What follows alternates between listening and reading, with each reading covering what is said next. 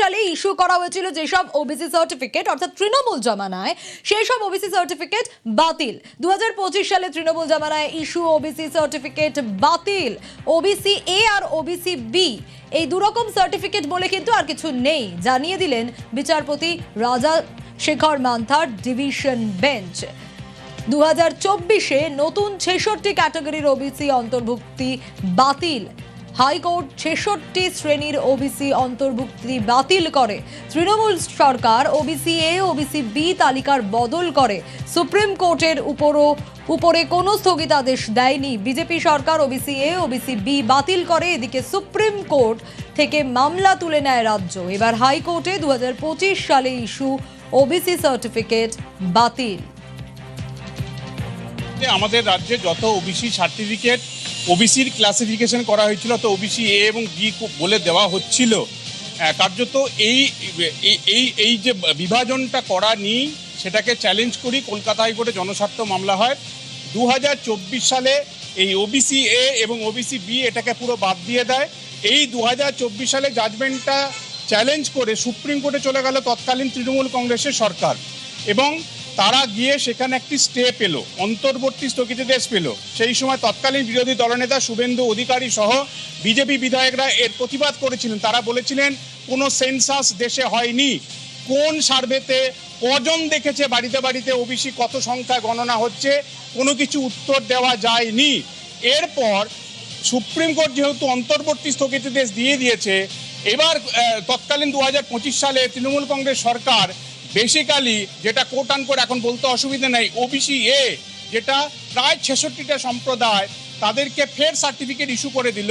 যেহেতু supreme court stay দিয়েছিল এই হাইকোর্টের রায়ের ওপরে, এই রাজ্য সরকার অর্থাৎ তৎকালীন রাজ্য সরকারের যে ওবিসি এ ওবিসি বি নতুন করে 2025 সালে তালিকা তৈরি করা সেটা কিছুটা হলেও মান্যতা পেল। এরপর পালা বদল হতেই নতুন সরকার বলল এই মুহূর্তে ওবিসি এ ওবিসি বি নেই, একটাই, সেটা হচ্ছে ওবিসি। এরপর কলকাতা হাইকোর্টে নতুন করে জল গড়ালো। সুপ্রিম কোর্ট থেকে রাজ্য সরকার, গত রাজ্য সরকার অর্থাৎ এর আগের যে রাজ্য সরকারে যারা চালনায় ছিলেন তারা যেহেতু মামলাটি প্রত্যাহার করে নিয়েছে, অর্থাৎ সুপ্রিম কোর্টে আর মামলাই রইল না রাজ্য সরকারের, কাজেই কলকাতা হাইকোর্টে 2024 সালের রায়টাই এই মুহূর্তে বহাল রইল। এই অবস্থায় বিচারপতি রাজা শেখর মান্থা, যিনি অন্যতম বিচারপতি ছিলেন স্পেশাল বেঞ্চের 2 বিচারপতির মধ্যে, তার বেঞ্চে নতুন করে আজ মামলা পৌঁছায় এবং 2025 সালে যে এই সার্টিফিকেটগুলি ওবিসির যেগুলি ইস্যু করা হয়েছিল সেটাই চ্যালেঞ্জ ছিল। আজ স্পষ্টভাবে ডিভিশন বেঞ্চ জানিয়ে দিল, বিচারপতি মান্থা ডিভিশন বেঞ্চ, যে তৃণমূল কংগ্রেস জামানায় 2025 সালে যে ওবিসির এ বি এই ধরনের সার্টিফিকেট ইস্যু করা হয়েছে এগুলো সব বাতিল। যেমন সোনার পাথর বাটি হয় না, সেরকম একইভাবে ওবিসি এ ওবিসি বি বলে কিছু হয় না। এটা অ্যাকচুয়ালি ওবিসিদের সাথে, আসল ওবিসিদের সাথে প্রতারণা করেছিল আগের সরকার এবং তাদের সুবিধা কেটে এক বিশেষ ভোট ব্যাংকের সংখ্যাগোষ্ঠীকে সুবিধা করে দেওয়ার জন্য এই ওবিসি এ ওবিসি বি চালু করেছিল, যার ফলে প্রতারিত হতো অ্যাকচুয়াল ওবিসিরা। এটা historical blunder made by the earlier government এবং সেটা নিয়ে আজকে যারা মামলা করছে তারা বেশি লাফাচ্ছে, অ্যাকচুয়ালি তারাও সেই একই দোষে দোষী। 2009 সালে বামফ্রন্ট যাওয়ার আগে মনে করেছিল মুসলিম রিজার্ভেশন যদি আমরা চালু করতে পারি in the guys of OBC তাহলে আমরা টিকে যাব, চালু করলেন। তার পরবর্তীকালে তৃণমূল কংগ্রেস ক্ষমতা আসার পর যেটা করলো ওটাকে রুল ফ্রেম করে দিল, সেইভাবে চললো। সমগ্র মুসলিম সম্প্রদায়কে ওবিসি তালিকাভুক্ত করে দিয়ে অ্যাকচুয়াল ওবিসিদের সাথে প্রতারণা করা হলো।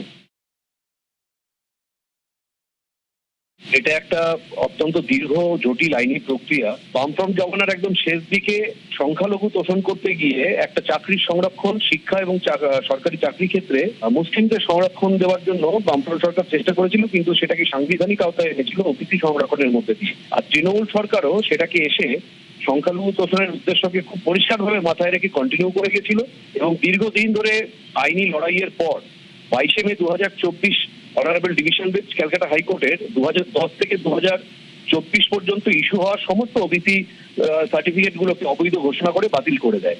মমতা ব্যানার্জি সরকারকে নির্দেশ দেয় যে পুরো বিষয়টাকে স্বচ্ছভাবে করার জন্য।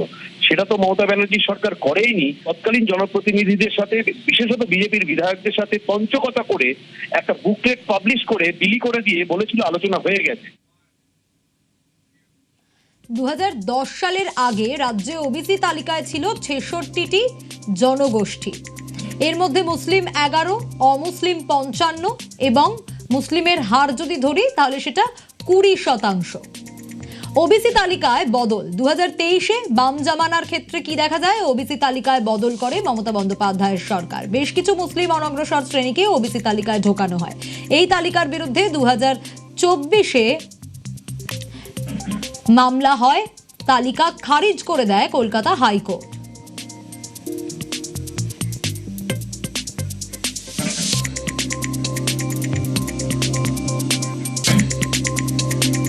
হাইকোর্টের এই নির্দেশকে চ্যালেঞ্জ করে সুপ্রিম কোর্টে যায় তৃণমূল সরকার।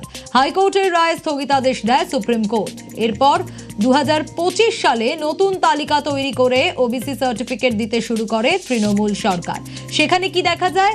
নতুন ওবিসি তালিকা প্রকাশ করে, যেখানে 51টি নতুন শ্রেণী যুক্ত করা হয়, যার মধ্যে মুসলিম 46, মুসলিমের হার হচ্ছে 90%। দ্বিতীয় অংশে 25, মুসলিম যেখানে 21 আর মুসলিমের হার সেখানে 84%। আর এই তালিকাতেও স্থগিতাদেশ দিয়ে দেয় হাইকোর্ট।